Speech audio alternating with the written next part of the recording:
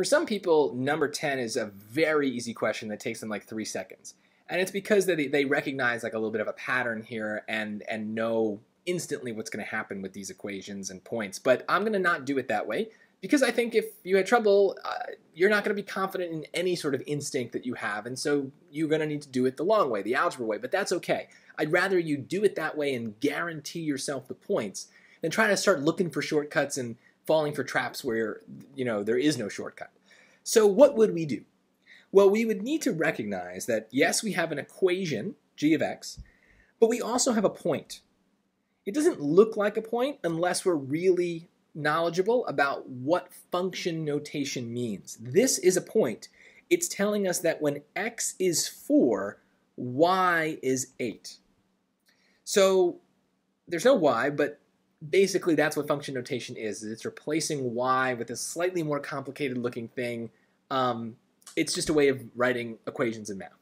So we need to know that that's something you learn in school, and once we can recognize that this is a point, we know that we have a very helpful strategy: plug points into equations. And we definitely have an equation, and now we have this point. And so this is going to allow us to deal with the main problem in the question, which is we don't know what a is.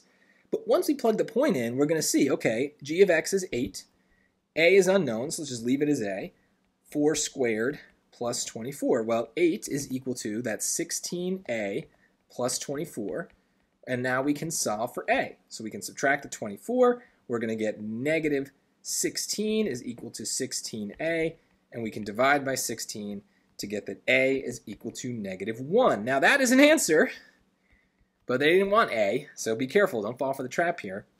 They want the value of g of negative 4. And now that we have a, we have the complete equation, so we can just substitute this negative 4 in for x in the equation. So g of negative 4 is equal to, a is negative 1, x is negative 4, plus 24.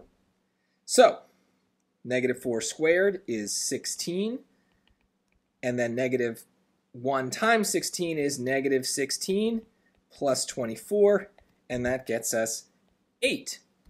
So that's the answer, A. And that's the same number we started with, right? Here's that 8. So that's the thing that some people recognize, is they look at this and they say, well, g of 4 and g of negative 4 are going to give me the same value because I'm squaring that number. And so negative 4 squared is 16. Positive 4 squared is 16. So the value is going to be the same. But you need to be confident in math in order to kind of be confident in that reasoning. And so a lot of people are going to be nervous about that stuff. We're getting towards the place where there's harder questions.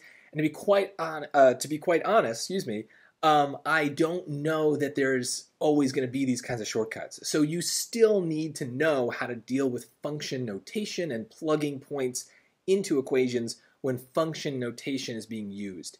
It definitely comes up in the SAT, and it's definitely worth a couple points. So if you're iffy on it, hopefully this got you caught up.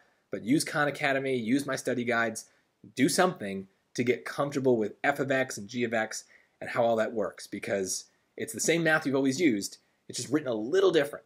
So you got to translate it back to normal, and then you'll be fine.